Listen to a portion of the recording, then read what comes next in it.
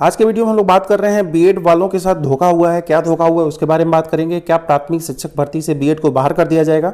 वहीं साथ ही बीएड और एनआईओएस डीएलएड वालों के जो नोटिस आया है उसके बारे में बात करेंगे। ऐसे पे बीएड और एनआईओएस डीएलएड वालों को क्या करना चाहिए, क्या उनके खिलाफ की गई जो कंप्लेन है जो कि हाई कोर्ट में करी गई है, उनके खिलाफ याचिका दायर की गई है, क्या उससे कोई नुकसान होने वाला है बीएड वालों को, अथवा क्या जिन्होंने कंप्लेन किया है उन्हीं के खिलाफ वो याचिका उनको नुकसान कर सकती है, इसके बारे में भी बात करेंगे। तो सबसे पहले मैं आपको दिखा दूं, जिन्होंने भी अब तक यूपी टेट का रिजल्ट डीएलएड की वेबसाइट से देखा होगा, ऐसे लोगों को नीचे दो नोटिस यहाँ पे मिल जाते हैं जिसको बहुत केयर लोग नहीं कर रहे हैं। पहला एनआईओएस डीएलएड को लेकर के है और दूसरा जो है बीएड वालों को लेकर के है। पहले वाले में ये लिखा हुआ है कि जो ओल्ड मोड का जो डीएलएड कोर्स एनआईओएस से जिन्होंने किया है, ऐसे लोगों का मामला कोर्ट में है और पीएनपी ने ऐसे लोगों के रिजल्ट जो है रोक रखे हैं, जैसा कि पिछली बार भी रोक रखा था और नीचे एक नोटिस लिख कर आया था कि एनआईओएस डीएलएड वालों का मान्य नहीं होगा जब तक कि कोर्ट का कोई आदेश नहीं आ जाता उनके पक्ष में। तो यहाँ पे भी फिलहाल लिखा हुआ है कोर्ट का जैसे ही आदेश आएगा एनआईओएस से डीएलएड करने वालों का जो यूपी टेट की मार्कशीट है उसी अनुसार वो कार्य करेगी। दूसरा जो बीएड वालों के साथ धोखा हुआ है, क्या धोखा हुआ है, उनके खिलाफ भी एक याचिका डाली गई थी हाई कोर्ट में। मैं आपको दिखा देता हूँ, यहाँ याचिका आप देख सकते हैं। याचिका ये डाली गई थी कि बीएड वालों को प्राथमिक शिक्षक भर्ती से बाहर कर दिया जाए क्योंकि राजस्थान में बाहर कर दिया गया है रीट से। बस उसी के मामले को लेकर के मामला जो है डाला गया है हाई कोर्ट में। फिलहाल हाई कोर्ट में मामला पेंडिंग में है, अभी कुछ नहीं कहा गया, लेकिन जब मामला कोर्ट में जाता है और उससे संबंधित कोई रिजल्ट आता है तो उस रिजल्ट में ज़रूर ये नोटिस दर्ज करना होता है कि मामला में जो भी मामले की सुनवाई में जो भी फैसला होगा वो इसी कोर्ट की याचिका के अनुसार होगा। तो ये लिखने का बिल्कुल मतलब नहीं है कि बीएड को बाहर कर दिया गया है, बीएड के विपक्ष में कोई फैसला ले लिया गया है। ठीक है, इन दोनों मतलब का ये कोई मतलब गलत निकालने की जरूरत नहीं है कि बीएड वालों को बाहर कर दिया जाएगा। ठीक है, ये मामला बस कोर्ट में गया है। दूसरी बात हम कर लेते हैं, क्या बीएड वालों को बाहर किया जाएगा, तो बिल्कुल ऐसा कुछ भी नहीं होने वाला है। बीएड वालों को बाहर करने संबंधित 69,000 की याद आपको हम दिला देते हैं बढ़िया से। 69,000 शिक्षक भर्ती में शुरू से ही बीएड वालों की जो याचिका बीएड के खिलाफ पड़ी थी कि बीएड वालों को प्राथमिक शिक्षक भर्ती से बाहर कर दिया जाए। सिंगल बेंच में गए हाई कोर्ट के, वहाँ उनकी सुनवाई नहीं हुई। डबल बेंच में गए, वहाँ नहीं सुनवाई हुई। सुप्रीम कोर्ट चले गए थे कि बीएड वालों को बाहर कर दिया जाए।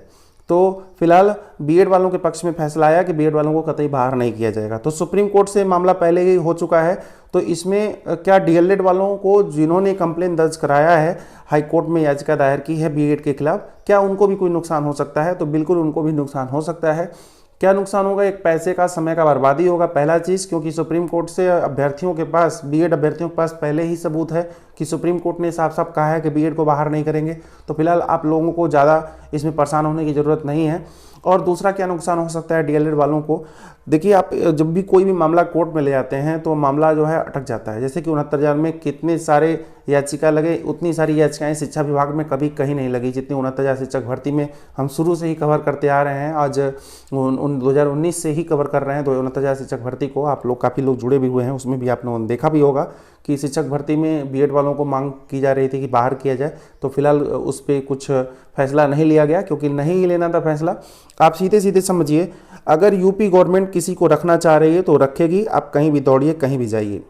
अगर किसी को निकालना चाह रही है तो निकाल देगी, आप सुप्रीम कोर्ट, हाई कोर्ट दौड़ते रह जाएंगे। ठीक है, तो बात ये हो रही है कि किसको रखा जाए, किसको निकाला जाए। ठीक है, इस याचिका में तो यूपी गवर्नमेंट या किसी भी गवर्नमेंट का ज़्यादा उसमें हस्तक्षेप होता है कि वो किसी चीज़ को एडवर्टीजमेंट में उन्होंने क्या डाल रखा है। उन्होंने लिख दिया है कि हम रखेंगे तो रखेगी, अगर लिख दिया है नहीं रखेंगे तो नहीं रखेगी। ठीक है, तो ये हमेशा करती है, ये सारी गवर्नमेंट लगभग ऐसे ही करती हैं। तो ज़्यादा इसमें दिमाग लगाने की ज़रूरत नहीं है। फिलहाल बीएड वालों को और एनआईओएस डीएलएड वालों को क्या करना चाहिए, तो आपको कुछ विशेष नहीं करना है। हाँ, यदि आप करना बहुत ही चाहते हैं तो आप एनआईओएस डीएलएड वाले अपना पटना हाई कोर्ट का आपको पता ही होगा, पटना हाई कोर्ट ने आपके पक्ष में फैसला दिया था कि एनआईओएस से डीएलएड करने वाले बिल्कुल मान्य होंगे। और 31,000 के आसपास जो शिक्षक भर्ती निकली थी बिहार के, उसमें लोग एलिजिबल थे। स्पेशली एनआईओएस से डीएलएड वालों के लिए वो निकली थी, लोग भर पाए थे। और ऐसे ही डीएलएड के अलावा जो बीएड की समस्या इसमें है उनको भी विशेष कुछ नहीं करना है। सुप्रीम कोर्ट का हुआ आदेश जिसमें बीएड को बाहर न करने संबंधित निकला था वो अपने पास बस रखें, बाकी कहीं कुछ नहीं होना है। और बाद में देखिए जो शिक्षक भर्ती निकलेगी डीएलएड वालों के लिए बता देते हैं, क्योंकि आपको पता होगा इस चैनल पे किसी एक पक्ष की तरफ नहीं कोई बात होती है। अगर डीएलएड के खिलाफ कोई केस डालते हैं बीएड वाले तो उनको भी हम बताते हैं कि आप लोग ऐसा ना करें, और डीएलएड वाले यदि बीएड के खिलाफ डालते हैं तो उनको भी मैं बताता रहता हूँ, ठीक है। तो आप ऐसे समझिए कि जो वैकेंसी आएगी, मान लीजिए नेक्स्ट जो भी वैकेंसी आती है प्राथमिक शिक्षक भर्ती की, प्राइमरी टीचर की, ऐसे में क्या होगा, ये याचिका आगे बढ़ेगी, रुकेगी तो नहीं। कोई भी याचिका डाल देता है, चांस होता है कि उसको मैक्सिमम हाईएस्ट लेवल तक ले जाएं और अपने पक्ष में फैसला कर लिया जाए किसी भी तरह, चाहे वो बीएड वाले डीएलएड के खिलाफ करें या डीएलएड वाले बीएड के खिलाफ करें, ठीक है। तो ऐसे में प्राइमरी टीचर की जो वैकेंसी निकलेगी उसमें भी इस याचिका को कैरी फॉरवर्ड कर देंगे, ठीक है, ले जा करके कि भाई हमारी यही समस्या है और यहाँ से इस कोर्स करने वाले को बाहर किया जाए। तो दोनों पार्टी के लोग क्या करेंगे, केस करेंगे। फिर क्या होगी, वो वैकेंसी आप समझ सकते हैं 2019 की चलने वाली वो वैकेंसी जो 2018 के लास्ट में निकली थी 69,000, कब तक चली है, अभी तक पूरी नहीं हुई है। आपको पता है 2022 चल भी रहा है। 2018 की 68,500 की वैकेंसी, उसमें भी इसी तरह के मामले आए थे, ठीक है। मामला सेम नहीं था लेकिन कोर्ट का ही मामला था, क्योंकि उसमें तो बीएड वाले एलिजिबल तब नहीं थे।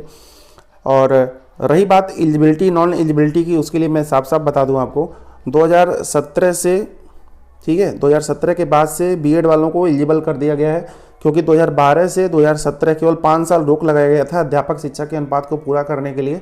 बीएड के कैंडिडेट बहुत ज़्यादा हो गए थे और उस अनुपात में बच्चे कम थे, सीटें कम थी, इसलिए बीएड को रोक लगाया गया था 2012 से 2017 तक। तो ऐसे कहीं भी रोक किसी भी लगाया जा सकता है, ऐसा नहीं है केवल बीएड पे लगा, डीएलएड पे भी लग सकता है, किसी अन्य कोर्स पे भी लग सकता है, ठीक है।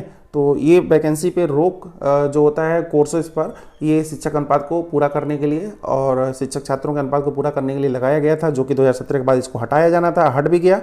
काफ़ी इसकी मांग भी हुई थी। सीटेट में भी, सीटेट आपको पता होगा, सीटेट जब वैकेंसी आई थी 2017 के बाद, तो उसमें रोक लगा हुआ था कि इसमें बीएड वाले नहीं भर पाएंगे प्राइमरी की वैकेंसी में, लेकिन बाद में उनको निकालना पड़ा रूल, और भरे भी थे काफ़ी सारे कैंडिडेट, आपको पता भी होगा।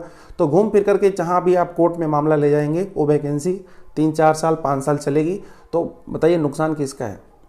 तो बीएड वाले भी हम चाहते हैं कि बीएड वाले भी कोई इस तरह का कोई केस ना करें दोबारा, कि वो डीएलएड वाले पे ही केस करें उस मामले को लेकर के, उन्हीं को बाहर किया जाए या उनको प्रेफरेंस ना दिया जाए, इस तरह का कुछ ना करें।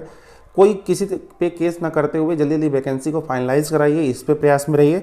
आप लोगों को केस करना ही है, कोर्ट करना ही है, चाहे डीएलएड हो चाहे बीएड हो, आप मिलजुल कर इस पे केस करिए कि सीटों को बढ़ा दिया जाए। मान लीजिए 50,000 सीट निकाल रहे हैं, आप मांग करिए कि 97,000 निकाला जाए, दोनों लोग मिल के मांग करिए। इस तरह मांग करेंगे वैकेंसी नहीं रुकेगी, वैकेंसी चलती रहेगी, ठीक है।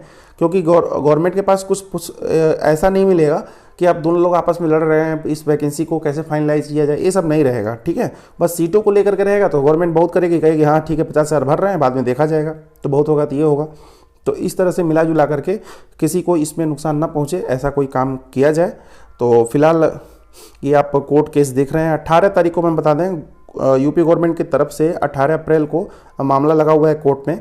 तो 18 अप्रैल को यूपी गवर्नमेंट की तरफ से लोग जाएंगे और बताएंगे, अपनी बातें रखेंगे। फिलहाल मान के चलिए कि बीएड को बाहर नहीं किया जाएगा, ठीक है, क्योंकि शुरू से ही वो सुप्रीम कोर्ट वगैरह का लोग लगाएंगे ना बीएड वाले, तो उसमें फिर आप लोग बैक हो जाएंगे। तो ऐसे आपस में लड़ने की ज़रूरत नहीं है। और प्राथमिक शिक्षा भर्ती से जिन्हें लग रहा है, काफ़ी सारी वीडियोज़ भी आ रहे हैं सोशल मीडिया पर, काफ़ी सारे हमको मेल आए और कैंडिडेट्स ने बताया हमें कि सर शिक्षक भर्ती से क्या बाहर हो जा रहे हैं, क्या बीएड वाले, क्या ऐसा कुछ। तो मैं भी देखा काफ़ी सारे सोशल मीडिया पे वीडियोज़ हैं, तो ऐसा बिल्कुल नहीं होने वाला है, ठीक है। मेरे पुराने वीडियोज़ उठा के देखेंगे, उसमें भी बहुत पहले ही मैंने बताया था बीएड बाहर नहीं होंगे, भले ही कितना हो कोर्ट केस हो जाए। और लास्ट में हुआ भी वही, क्योंकि कोई स्पेशल उनके पास रीज़न नहीं है ना इस चीज़ का कि उनको बाहर निकाल दिया जाए, ठीक है। कुछ पुख्ता सबूत होता है कि इनको बाहर निकाल दिया जाए, तो होता भी है, क्योंकि पिछली वैकेंसी में लगातार बीएड वाले भरते आए हैं। तो इस अनुसार कोई भी वैकेंसी से बाहर नहीं होने वाला है, चाहे बीएड वाले ही क्यों ना केस करें डीएलएड को बाहर करने के लिए, चाहे किसी भी तरह से। तो बिल्कुल भी ये गलत है, ये सही चीज़ नहीं है। फिलहाल आपकी क्या राय है, आपको क्या कहना है, कमेंट बॉक्स में लिखिएगा। किसी भी पक्ष की तरफ ना झुकते हुए अपनी बात रखिए, बात लिखिए। अभी के लिए बस इतना ही, धन्यवाद।